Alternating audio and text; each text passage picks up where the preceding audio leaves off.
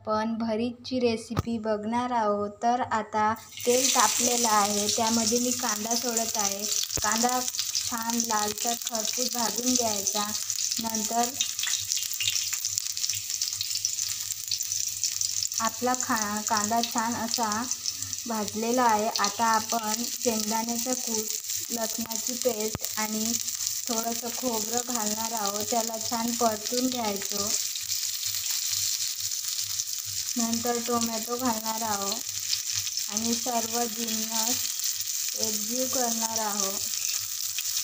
छान असे मस्त परतून घ्यायचे। नंतर हळद, लाल तिखट, धना पावडर, थोडंसं चवीपुरतं मीठ आणि वांगे भाजून घेतले आहे ते घालणार आहोत।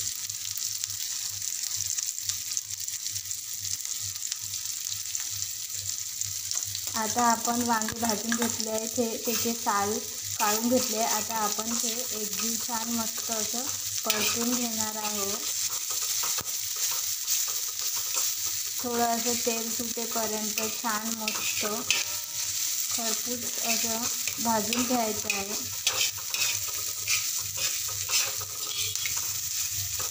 2-3 मिनिट छान असं मस्त शिजू द्यायचं।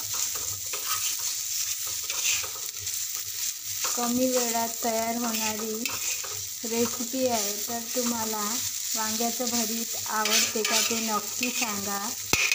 व्हिडिओ आवडला असेल तर लाईक, शेअर आणि सबस्क्राईब करायला विसरू नका।